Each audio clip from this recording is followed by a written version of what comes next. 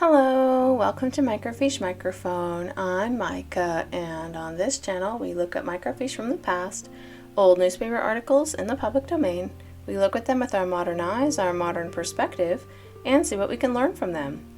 On this microfiche time capsule, we are looking back at the Juvenile Instructor from the 15th of June, 1901, and this article is entitled Lives of Our Leaders, the First Council of the 70, President B.H. Roberts.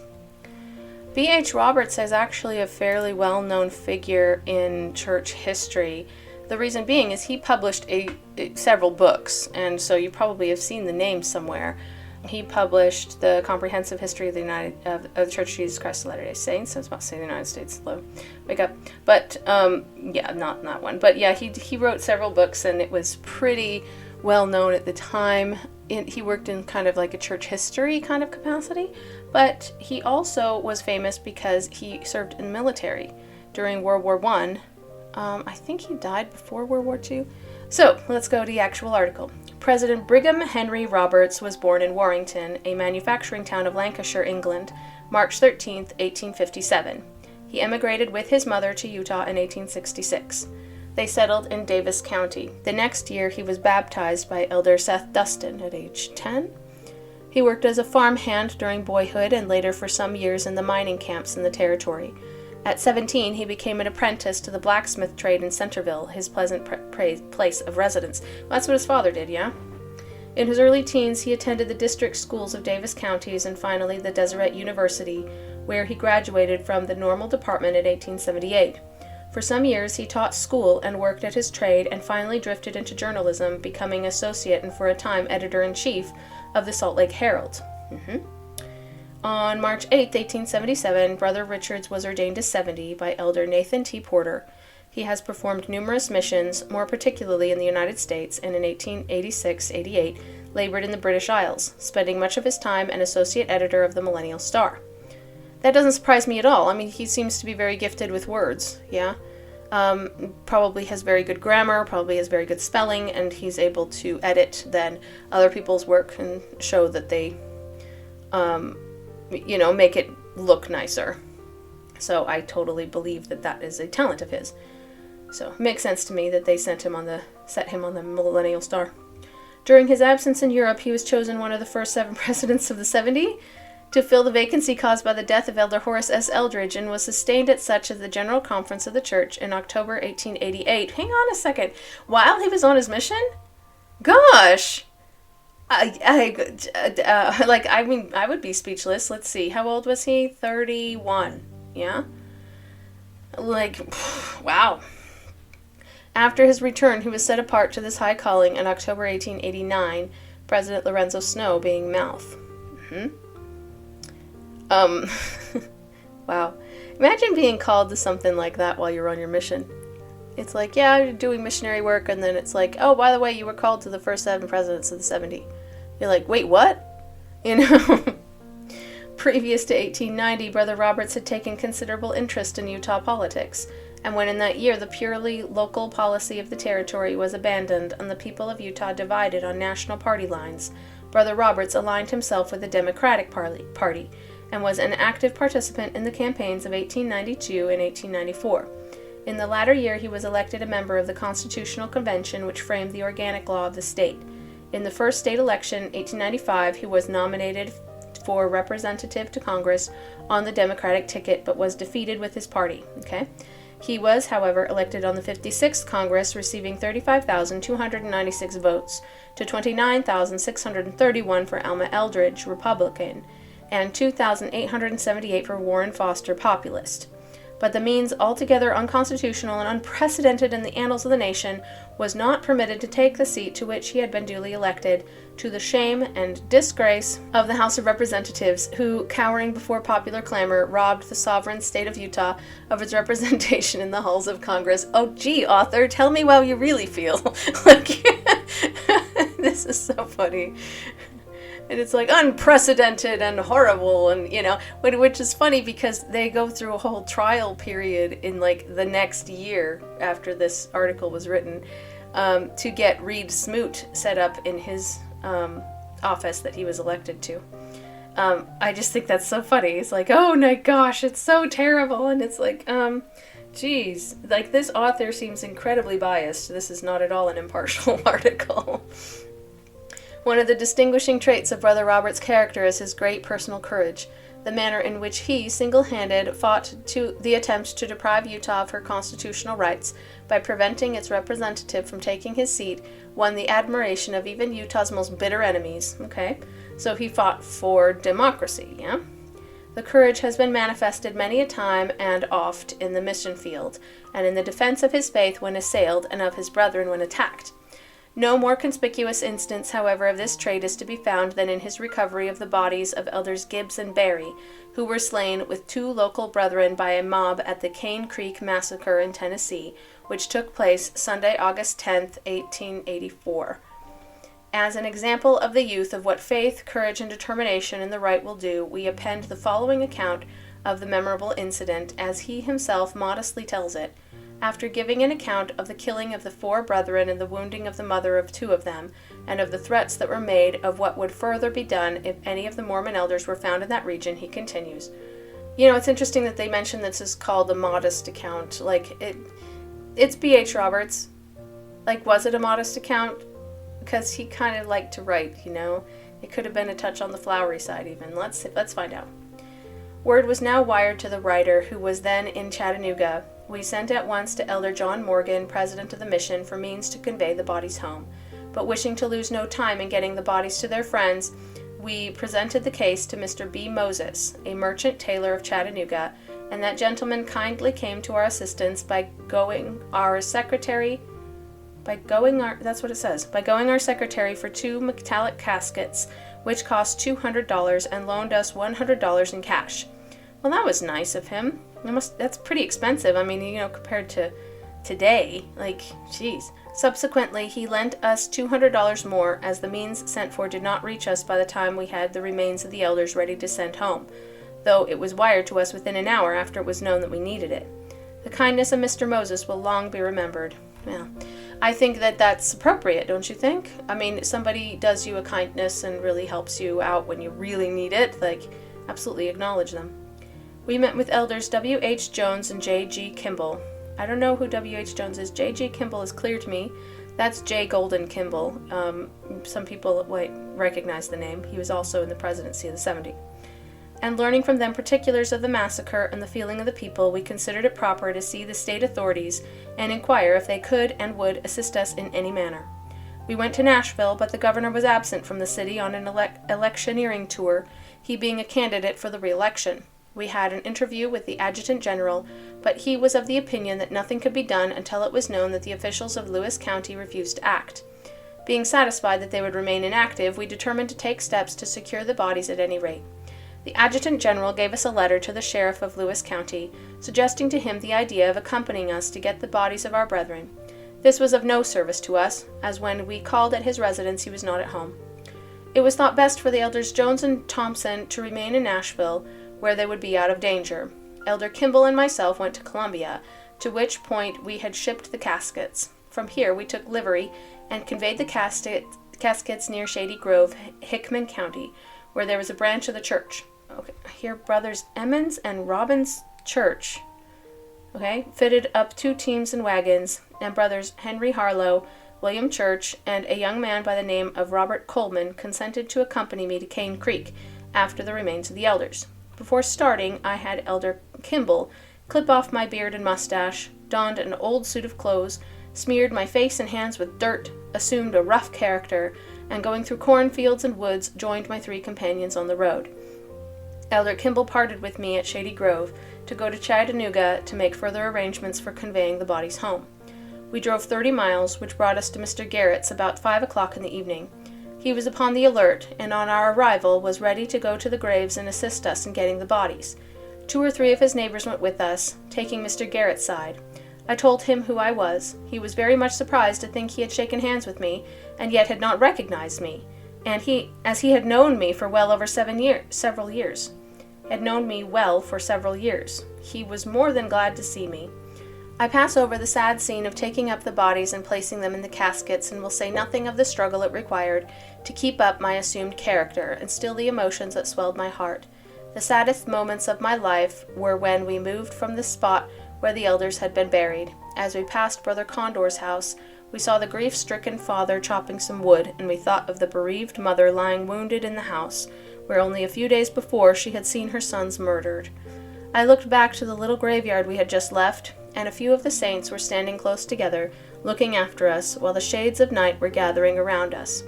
As I took in the scene, I felt the spirit of loneliness that seemed to settle over those who remained.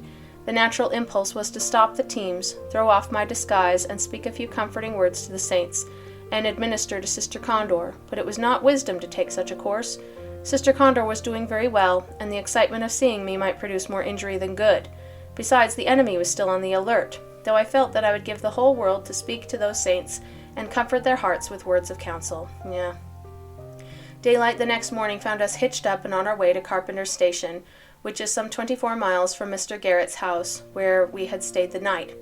The road was an extremely lonely one, through a heavy growth of oak timber, principally on the species called blackjack. That's an odd detail. After leaving Cane Creek and crossing Little Swan, we traveled some 15 miles without seeing man, woman, or child. Robert Coleman, who drove the wagon on which I rode, claimed to have seen 2 birds and a squirrel, the only animal life visible to any of the party in traveling the 15 miles mentioned. Once again, strange detail. When within 1 mile of Carpenter's Station, the road forked, and arguing ourselves into the belief that we had been bearing too much to the right, we took the left fork, and finally reached Mount Pleasant, a railroad town of several hundred inhabitants. By taking the left-hand road, we went some 12 miles out of our way. It was well we did so, as it was reported to us that the 20 men had banded together and rode to Carpenter's Station, where they intended to intercept us. If so, the Lord delivered us from their hands, and our hearts are filled with gratitude to Him for His watch care over us. From Mount Pleasant, the bodies were taken to Nashville, and Elder Robinson was released to accompany them home. They reached their destination and were delivered to their friends in safety. Yeah, that's interesting. I don't know why they felt they were in such danger, but obviously they must have been, or else, why would they think that? I don't know. There's actually a picture of him dressed up in this little disguise that I will share, and I will agree that he doesn't really look much like the guy who he usually looks like, So because at that time he had kind of a bushy mustache and stuff, but he had shaved it off and put on old clothes and stuff. Yeah, you can kind of see it, but I just don't know why it was necessary, but it must have been. Like many others of his brethren, Brother Roberts, in the days of the Crusade, suffered imprisonment for his obedience to the law of celestial marriage. On Wednesday, May 1st, 1889, he was sentenced by Judge Sanford in the 3rd District Court, sitting in Salt Lake City, to 4 months' imprisonment and a $200 fine on the charge of unlawful cohabitation. On Tuesday, September 10th, he was discharged from the Utah Penitentiary, having served his time under the above sentence. 4 months imprisonment isn't that long. I understood that the average sentence was 6 months imprisonment and $50 fine. But maybe he had more money than most families, and so they decided to charge him more money. I don't know about that. But 4 months imprisonment is a lower sentence, yeah? On Brother Roberts, the Lord had conferred the gift of eloquently and forcefully defending the truth with both his tongue and pen. Besides the vast amount of traveling he had done as a missionary, both at home and abroad, he is one of the most able and voluminous writers in the Church. His works are historical, biographical, and doctrinal, and there are but few of our youth who do not study and prize his gospel, ecclesiastical history, new witness for God, and other aids to their comprehension of and faith in the marvelous work the Lord is now performing in the midst of his earthly children. Is that the end of the article? I think so. Yeah. I'm going back to the Wikipedia article, because, I feel like they missed so many details. Okay, now I want to know more. So I'm going to read all of his section on early life and church service, although I think I'm going to skip political and military career, and career as a writer, and studies of the Book of Mormon. There are 3 more sections I just think is a little much. Yeah, I'm more interested in his actual history. So, early life. Roberts was born in Warrington, Lancashire, England, the son of Benjamin Roberts, an alcoholic blacksmith and ship planer, and Anne Everington, a seamstress. In the year of his birth, both parents converted to the LDS Church. Benjamin Roberts had then abandoned his family. Roberts later wrote, "My childhood was a nightmare, my boyhood a tragedy." Because obviously his first name is Brigham. It's not that common of a name, and I'm pretty sure he was named after Brigham Young, who was the president of the church when he was born. Yeah, like it's the only thing that makes sense to me. But the only reason that would be the case were if his parents were members of the church, yeah? But it looks like they converted the year he was born, so his mother might have been pregnant when she was baptized. Assisted by the Perpetual Immigrating Fund, B.H. Roberts and a sister left England in April 1866, and I sincerely hope that was an older sister. In Nebraska, they joined a wagon train and proceeded to walk for much of the way barefoot to Salt Lake City, where they were met by their mother, who had preceded them. In 1867, Roberts was baptized into the LDS Church by Seth Dustin, who 2 years later became his stepfather. Oh, okay. Dustin eventually deserted his family. Oh my gosh! And after several reappearances, he finally disappeared completely. What the flippin' heck? He has really, really bad luck in parents. Like his father abandoned them, and then his stepfather? Jeez, that sucks. Like, I don't know anything about his mother, but that sucks for her too. Gosh.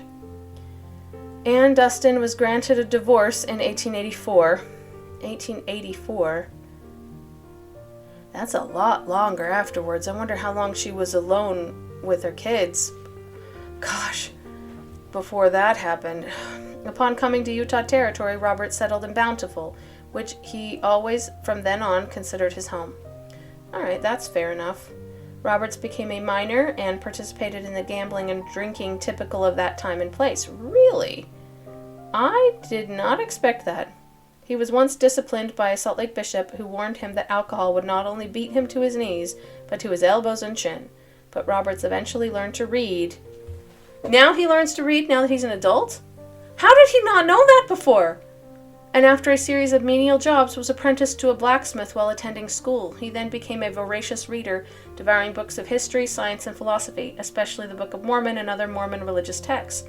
He didn't know how to read, but I'm blown away. Okay, in 1878, Roberts married Sarah Louisa Smith, and in the same year he graduated first in his class from the University of Deseret, the normal school precursor to the University of Utah. He and Sarah eventually had 7 children. Wow, like talk about overcoming adversity. I also understand his drinking because his father was an alcoholic. It's possible that he inherited the tendency to alcoholism. I'm glad that he eventually stopped. I mean, he must have, or else he wouldn't have had such strong church service, yeah? Gosh. Wow. Like, that is so much more impressive than this article we just read. Like, they basically completely skipped over his childhood and youth, even. And, he overcame so many obstacles, and he was well known for writing books and editing and being good at it. And the fact that he was so good at that, and yet he didn't learn to read until he was an adult. Like, that is really impressive. Wow.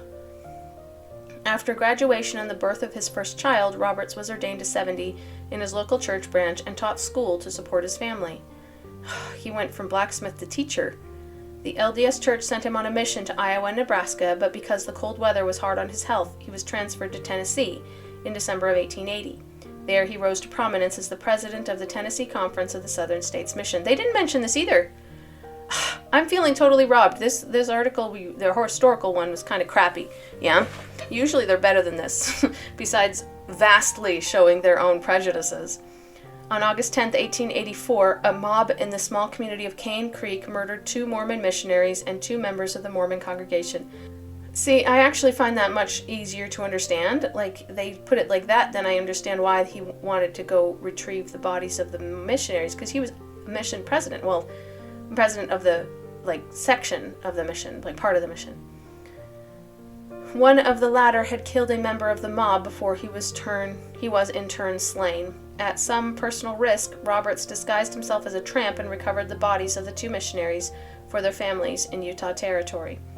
During a brief return to Utah, Roberts took a second wife, Celia Dibble, by whom he had 8 children. From 1889 to 1894, Celia was exiled to Manassas, Colorado, to protect her husband from prosecution for unlawful cohabitation. Well, that sucks because what? Like, that was when he was in prison. Didn't they say he was in prison in 1889? In December 1886, while serving as editor of the Salt Lake Herald, Roberts was arrested and on the charge of unlawful cohabitation. He posted bond to appear in court the next day and that night left on a mission to England. You can't run away from stuff like that. In England, Roberts served as assistant editor to the LDS Church publication, The Millennial Star, and completed his first book, the much reprinted The Gospel, an exposition of its first principles. Returning to Salt Lake in 1888 as full-time editor of The Contributor, he was chosen as one of the 7 presidents of the First Council of the 70, the third highest governing body in the LDS Church.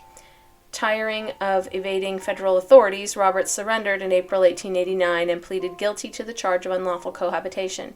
He was imprisoned in the Utah Territorial Prison for 5 months. It said 4 months in the article. See, they were crappy. Like, they have so many details wrong. Following his release, he moved his family to Colorado and married a third wife, Dr. Margaret Curtis Shipp, after Church President Wilford Woodruff issued the 1890 manifesto that prohibited solemnization of new plural marriages. Robert's third wife was 7 years his senior and had obtained a degree in obstetrics. Robert seemed to prefer Margaret's company, and this created some trouble with his other families, although Roberts continued to have children by his other wives. Roberts and Margaret had no children. Well, it's possible maybe Margaret wasn't able to have children, yeah. Roberts was pardoned in 1894 by U.S. President Grover Cleveland. Pardoned for what? He resigned as an editor in the Salt Lake Herald in 1896, giving his reason that the position that the paper had taken on a recent manifesto was apt to place him in a false light. Okay. So he had some issues with the manifesto of 1890 then, when they weren't allowed to make any more plural marriages, because I was just under the impression that he married his last wife just before the manifesto, or I guess it says after Church President Wilford Woodruff issued the 1890 manifesto. It must have been right on the border, yeah? Right around the same time. Okay, I want to just say this.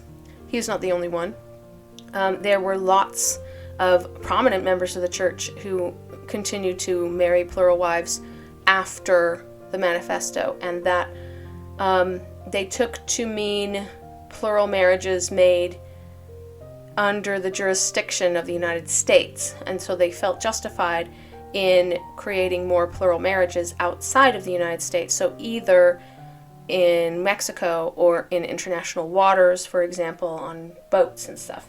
So this clearly wasn't the case. He married his third wife in Colorado, and he showed a preference for her. I think that, she was a very educated woman, yeah? So I feel like he wanted to talk to her. He wanted that companionship of just being able to, talk intellectually about something, since B.H. Roberts himself was quite an intellectual person, but he wasn't that educated.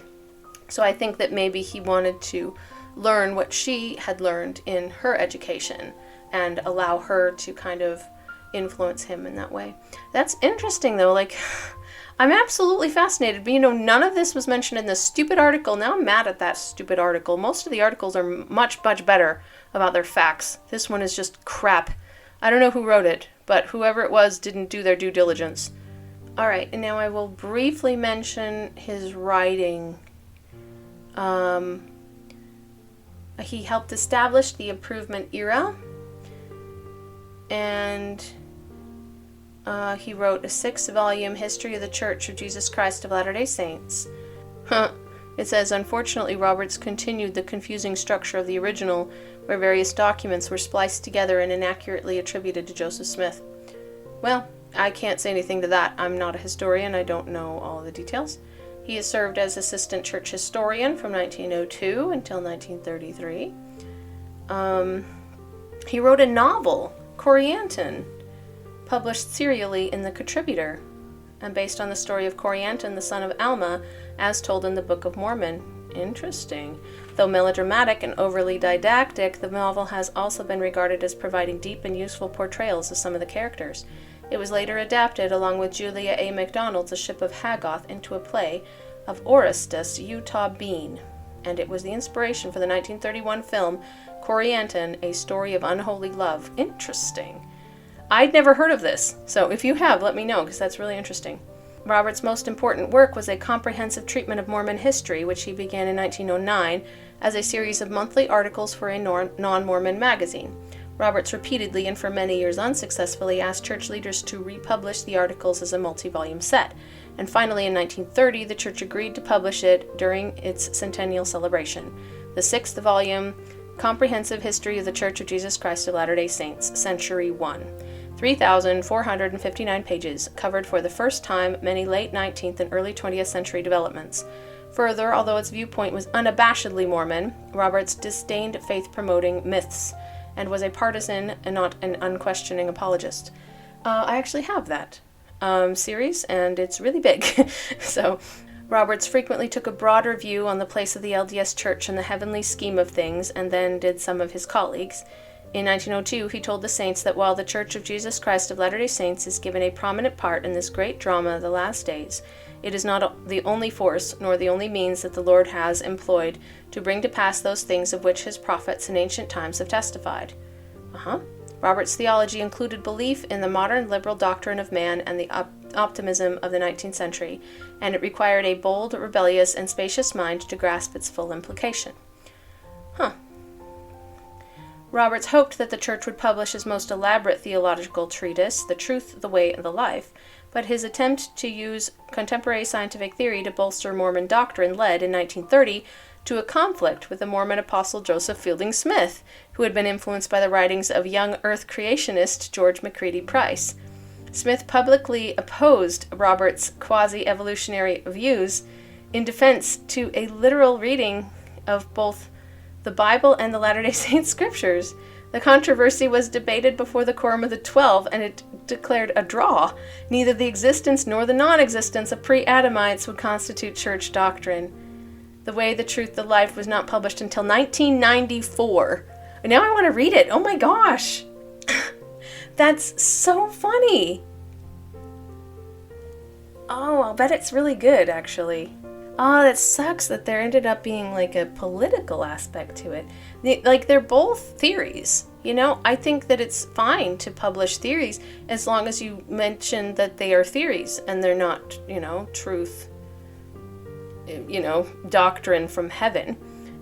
But interesting that Joseph Fielding Smith was the one who opposed him the most. That's so funny.